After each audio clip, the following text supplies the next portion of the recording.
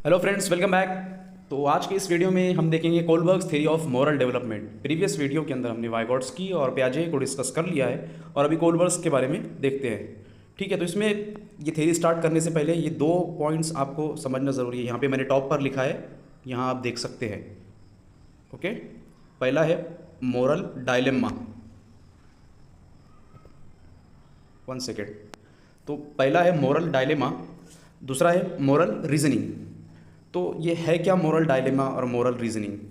ठीक है, तो सबसे पहले तो मोरल का मतलब क्या होता है? एक तरह का मतलब आपका बिहेवियर। ठीक है, तो ये होता है बिहेवियर। मोरल डायलेमा, ये इसका जो मीनिंग है, आपके सामने एक ऐसी कंडीशन आ जाती है कि जिसमें आपको डिसीजन लेना ही पड़ता है।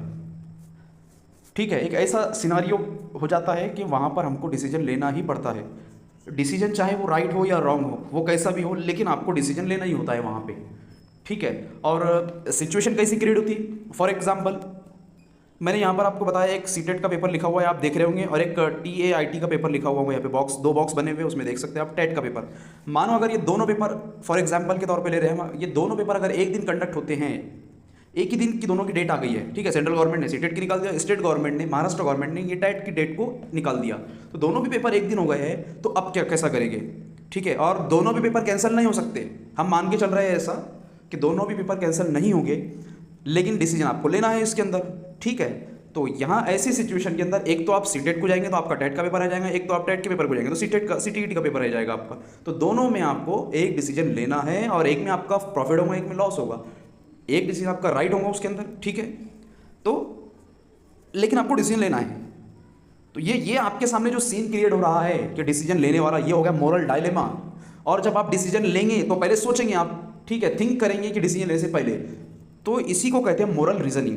ठीक है, तो यहाँ पे थिंक करना डिसीजन लेने से पहले, ये है हमारा मोरल रीजनिंग, जिसके अंदर एक डिसीजन निकल कर आएगा, वो चाहे राइट हो या रॉन्ग हो।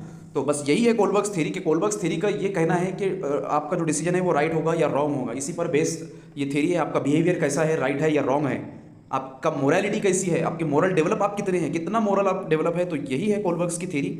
ठीक है, अब हम थोड़ा सा पॉइंट टू पॉइंट थोड़ा समझेंगे इसके बारे में। तो ये मोरल डायलेमा, मोरल रीजनिंग, ये दो चीज़ें आपको समझा दिया मैंने।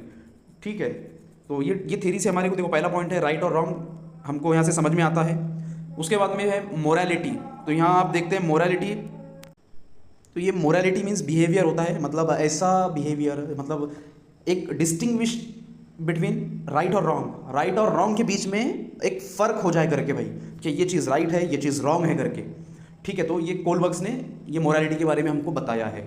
और यहाँ पे मोरालिटी के अंदर मोरल नॉलेज होता है, मोरल जजमेंट होता है। अब ये जो थ्योरी है, इसने ये थ्योरी हमको मोरल जजमेंट, इसलिए हम कहेंगे इसको, ये थ्योरी को, क्योंकि यहाँ पे हमको जजमेंट मतलब अपना डिसीजन देना होता है। ठीक है, इसलिए हम इसको मोरल जजमेंट भी कहेंगे। ठीक है, तो अभी इसने कोलबर्ग्स ने क्या है हमारे को, इसके अंदर 3 लेवल और 6 स्टेजेस होती है। ओके, ये बहुत इंपॉर्टेंट है, आप लोग इसको ध्यान में रखिए। 3 level and 6 stages which is given by the Kohlberg's. तो इस जिसमें लेवल 1 है, लेवल 2 है, लेवल 3 है। लेवल 1 में 2 स्टेजेस है, लेवल 2 में 2 स्टेजेस, लेवल 3 में 2 स्टेजेस, ऐसे 6 स्टेजेस है। तो लेवल 1 का नाम है प्री कन्वेंशनल स्टेज। ठीक है, सेकेंड है कन्वेंशनल, देन पोस्ट कन्वेंशनल। यहाँ पर प्री कन्वेंशनल स्टेज के अंदर क्या है मालूम, बच्चे को फॉर एग्जाम्पल बच्चे को सामने रखिए, अगर आप उसको मालूम नहीं है जैसा, ठीक है, यानी जितना मालूम है उतना ही काम करना है उसको। अभी उसकी इतनी समझ नहीं है कि भाई उसको मतलब राइट और रॉन्ग के बारे में समझ में आ रहा है। अभी सिर्फ उसको, बस उसको जो एक्शन आप बोलेंगे वो करेगा। ठीक है, प्री कन्वेंशनल का मतलब क्या लेंगे हम यहाँ पे, कि अभी उसको कुछ मालूम नहीं है क्या करना है मतलब क्या राइट है क्या रॉन्ग है करके। तो जिसमें हमारे को 2 स्टेजेस दिए हुए है। पहला स्टेज है पनिशमेंट एंड ओबेडियंस। ठीक है, उसको इतना मालूम है कि अगर चे मैं कुछ गलत करूँगा, मतलब ये काम करूँगा तो मुझे पनिशमेंट मिलेगी, उसको इतना मालूम है। तो ये पहली जो स्टेज है उसकी, ये पनिशमेंट की है, पनिशमेंट एंड ओबेडियंस। ओबेडियंस का मतलब क्या है, उसको अगर कुछ ऑर्डर दिया, किसी बड़े ने ऑर्डर दिया कि आपको ये करना है, तो वो वही करेगा, वो कुछ एक्स्ट्रा का नहीं करेगा। किसी ने बोला कि ये करो तो वो करना ही होगा, किसी ने कहा कि ये नहीं करना है आपको, तो वो नहीं करेगा वो। तो ये होता है ओबेडियंस। तो ये पहली स्टेज है उसकी, पनिशमेंट एंड ओबेडियंस, वेरी इंपॉर्टेंट। दूसरी जो स्टेज है वो है एक्सपेक्टिंग अ रिवार्ड, इसी का दूसरा नाम है एक्सचेंज। ठीक है, यहाँ होता क्या है कि बच्चा अगर कुछ लालूच दिए बच्चे को, ठीक है, अगर ऐसा करेंगे तो आपको हम रिवार्ड देंगे। ठीक है, तो बस ये वही स्टेज है कि बच्चों को लालूच देंगे तो वो काम करेगा, मतलब अगर आप बच्चे के साथ में कैसा बिहेव करते तो वो आपके बिहेव को देखकर वो आपके साथ में वैसा बिहेव करेगा। दूसरा मीनिंग ये है उसका, ठीक है। वो कहते हैं ना कि टिट फॉर टैट, जैसे को तैसा, जैसा अगर आप बच्चे के साथ में बिहेव करेंगे वैसा आपके साथ में बच्चा बिहेव करेगा। तो यहाँ पर ये रिवार्ड देखकर, मतलब अगर हम कहते हैं कि अगर आप ऐसा करोगे तो आपको रिवार्ड मिल जाएगा, तो वो एक्शन करता है बच्चा, ठीक है। तो ये जो स्टेज 2 है इसको कहेंगे एक्सपेक्टिंग अ रिवार्ड और एक्सचेंज वाला जो है, तो ये हो गया हमारा स्टेज 2 के बारे में। दूसरा है कन्वेंशनल स्टेज। ये स्टेज में अभी उसको समझ है, उसको अच्छे और बुरे की समझ है यहाँ पर इस स्टेज के अंदर। इस स्टेज के अंदर बच्चे को अच्छे बुरे की समझ होती है, ठीक है। तो सोसाइटी में किस तरह से रहना, क्या सही होता क्या गलत होता है सोसाइटी के अंदर, सोसाइटी की एक्सपेक्टेशन के हिसाब से सोसाइटी में रहना, तो ये कन्वेंशनल स्टेज होता है। इसी में 2 स्टेजेस है, स्टेज 3, स्टेज 4। स्टेज 3 को हम गुड बॉय गुड गर्ल के नाम से जानते हैं, और इसका ही दूसरा नाम है इंटरपर्सनल रिलेशनशिप। और स्टेज 4 जो है तो ओबेइंग लॉ एंड ऑर्डर। तो स्टेज 3 ऐसा है कि भाई अगर हम सोसाइटी में रह रहे, मान लो, तो सोसाइटी में किस तरह से रहना। मानो कि अगर कोई हमारा फ्रेंड है तो उसकी क्या एक्सपेक्टेशन है, कोई अगर हमारे टीचर है तो टीचर की क्या एक्सपेक्टेशन है, वो टीचर के साथ में कैसा बिहेव करना, फ्रेंड के साथ में किस तरह से रहना, फैमिली के साथ में कैसा रहना, ठीक है। तो अकॉर्डिंग टू सिचुएशन, उनकी एक्सपेक्टेशन के अकॉर्डिंग हमारे को रहना होता है उनके साथ में। तो इसीलिए इस स्टेज को गुड बॉय गुड गर्ल के स्टेज के नाम से जाना जाता है, ठीक है। तो ये स्टेज इतना कुछ ज़्यादा इसमें समझने की ज़रूरत नहीं है, इजीली समझ में आ जाती है ये, ठीक है। तो इसीलिए मतलब उनके साथ में हम अच्छे से रह रहे हैं, मतलब उनके साथ में अच्छा बिहेव कर रहे हैं, तो इसीलिए तो उसमें अच्छा बन रहे हैं ना उसके अंदर, गुड बॉय या गुड गर्ल, ठीक है। स्टेज 4 जो है इसके अंदर ओबेइंग लॉ एंड ऑर्डर, ये तो सबको समझ में आ जाता है कि भाई सोसाइटी के अंदर अगर रह रहे हैं तो रूल्स रेगुलेशन को फॉलो करना चाहिए, लॉ एंड ऑर्डर सिचुएशन को मैनेज करना चाहिए, ठीक है। मतलब ये सारा मतलब सोसाइटी के अंदर एक डिसिप्लिन के साथ में हमारे को रहना पड़ता है, जो भी व्यवस्था है उसको फॉलो करना होता है, वरना सोसाइटी से तो निकाल दिया जाएगा फिर तुम्हारे को। तो ये इस तरह के है। तो ये है कन्वेंशनल लेवल, इसके अंदर 2 स्टेजेस होती है। नेक्स्ट है पोस्ट कन्वेंशनल, ठीक है। इस लेवल में भी 2 स्टेजेस है, एक है सोशल कॉन्ट्रैक्ट और स्टेज 6 है यूनिवर्सल प्रिंसिपल एथिक्स। ये जो सोशल कॉन्ट्रैक्ट है हम इसको इंडिविजुअल राइट्स भी कहते हैं। तो अभी हमने कन्वेंशनल देखा था, कन्वेंशनल के अंदर उसको समझ रहती है अच्छे और बुरे की, ठीक है। वो चाइल्ड को अच्छे और बुरे की समझ होती है, क्या करना क्या नहीं, ठीक है। अब ये जो पोस्ट कन्वेंशनल है तो ये यहाँ पर कैसा है, थोड़ा सा उसके अंदर जो कीड़ा होता है ना वो और जाग जाता है। कैसे कि भाई अब देखता है वो समाज के अंदर, अब उसको तो समझ आ चुकी है अच्छे और बुरे की, तो अब वो देखता है कि किसी के साथ में नाइंसाफ़ी हो रही है, इनजस्टिस हो रहा है, किसी के साथ में भेदभाव हो रहा है, कुछ हो रहा है, तो वो अब इस पर काम करने लगता है। अब उसकी जो उम्र होती है वो एडोलेसेंस हो जाता है, तो यहाँ पर उसको थोड़ा सा बहुत इसमें रहता हो, ज़रा डेंजर सिचुएशन में रहता।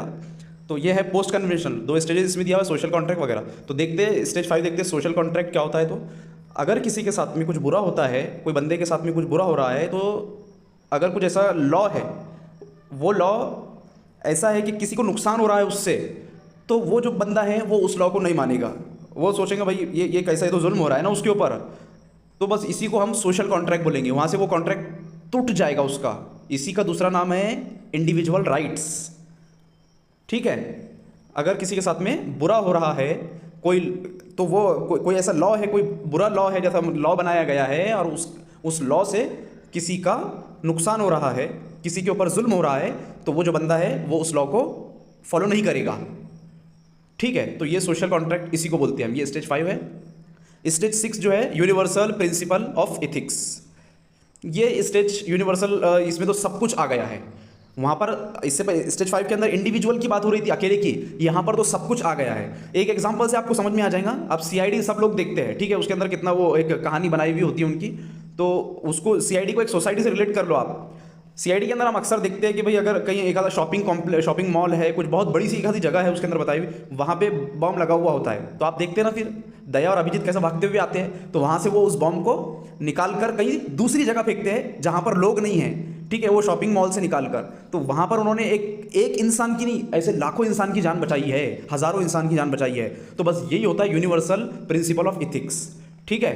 अब इसको हम सोसाइटी से रिलेट कर सकते हैं कि कोई ऐसा एक बहुत पार्लियामेंट के अंदर कुछ ऐसा कानून बना रही है गवर्नमेंट, जिससे पब्लिक को, जिससे किसानों को अगर नुकसान होता है, तो एक पर्सन है वो वहाँ जाकर उसका विरोध कर रहा है कि भाई ये कानून मत बनाओ करके, इससे लाखों लोगों का नुकसान होता है, तो बस इसी को हम यूनिवर्सल प्रिंसिपल ऑफ एथिक्स कहते हैं। तो ये थे बेसिक, ये जो तीनों लेवल थी कोलबर्ग्स की, और 3 लेवल्स और 6 स्टेज के बारे में हमने थोड़ी जो बेसिक थी इन्फॉर्मेशन वो देखी थी। अब हम क्वेश्चन देखेंगे।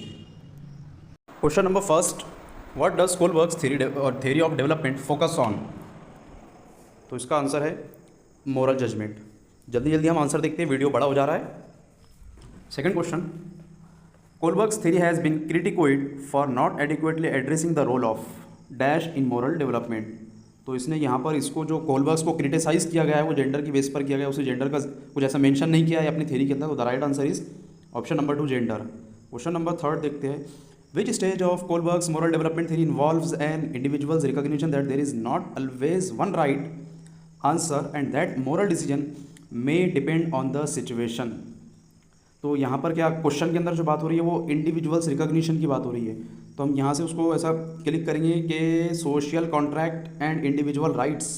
The option number third is right. Okay, explanation नहीं दूंगा, आप समझ जाओ इसे। एक्सप्लेनेशन हमने वीडियो के स्टार्टिंग में जो बेसिक कंसेप्ट बताया उसके अंदर एकदम डिटेल में बता दिया है। ओके, हम देखते हैं। According to Kohlberg's moral development theory, what should a teacher do to inculcate moral value in children? ठीक है, चिल्ड्रन के अंदर जो मोरल वैल्यूज आएंगी वो क्या हम करें, क्या आएगी उनके अंदर। तो पहला ऑप्शन देखते हैं, there should be strict discipline. ये तो होना ही नहीं चाहिए, ये बिल्कुल गलत है कि स्ट्रिक्ट डिसिप्लिन अगर हम लाएंगे तो मोरल कहाँ से डेवलप होगी। Moral issues should be discuss in the class. हाँ, ये कुछ हद तक के सही है।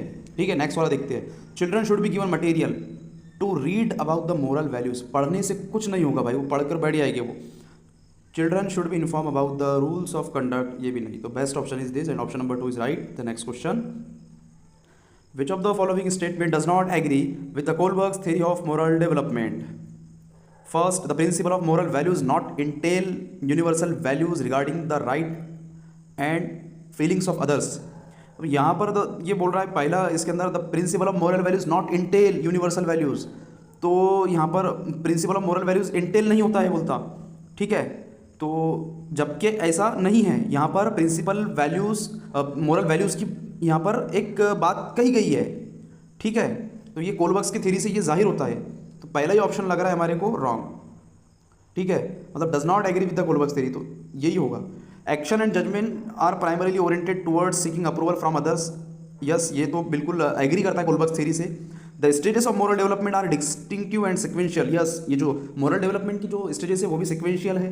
तो ये बात भी कोलबर्ग्स की थ्योरी से खुद साबित होती है। At last stage the individuals act according to one's conscience और द प्रिंसिपल्स। यस, ये भी बात बिल्कुल कोलबर्ग्स की थ्योरी से एग्री करती है। तो वो जो पहला जो ऑप्शन है वो कोलबर्ग्स की थ्योरी से एग्री नहीं करता है।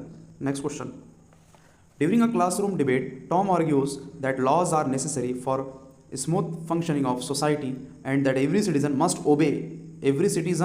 ओबे them to avoid chaos. Tom's argument mostly closely aligns with the Kohlberg's which stage of moral development? Okay, तो यहाँ पर maintaining the social order. The option number third is right. अगला सवाल, according to Kohlberg child may question the social and political belief of the parents and elders in dash moral development of stage. तो इसका right answer रहेगा post conventional stage. अगला सवाल, according to Lawrence Kohlberg a stage of moral development during which people behave according to social norms is called. कौन से इसमें आएगा जो मतलब सोशल नॉर्म्स को फॉलो करते हैं? तो बोलो कौन सी, प्री कन्वेंशनल, पोस्ट कन्वेंशनल। ठीक है, सोशल नॉर्म्स को लॉ एंड ऑर्डर वाली सिचुएशन यहाँ पर आ गई, तो जो लॉ एंड ऑर्डर जो है तो वो कन्वेंशनल स्टेज के अंदर आ जाएगा। Option number 2 is the right answer. Okay, next question देख लेते। About which of the following criteria that was made by Kohlberg's stages of the moral development, Kohlberg mean the people do not lose the insight gained at earlier stages but integrate them into the new broader frameworks. Number first hierarchic integration, number second qualitative differences. यहाँ पर बात integration की हो रही है, सबको मतलब एक करने की। डिफरेंसेस मतलब वो मतलब फर्क तो नहीं करना हो रहा ना, तो यहाँ पर पहला ऑप्शन ही हमारा करेक्ट होगा। Only one is right. Next question देखते, in order to avoid punishment it is always better to obey the rules.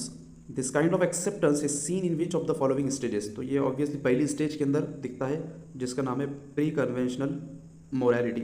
Option number 4 is right. Okay, so दोस्तों ये थे आज के क्वेश्चन। उम्मीद है आपको समझ में आएंगे। पूरा वीडियो आप कंप्लीट देखो और अपने फ्रेंड्स में इसको शेयर करो। मिलते हैं नेक्स्ट वीडियो में।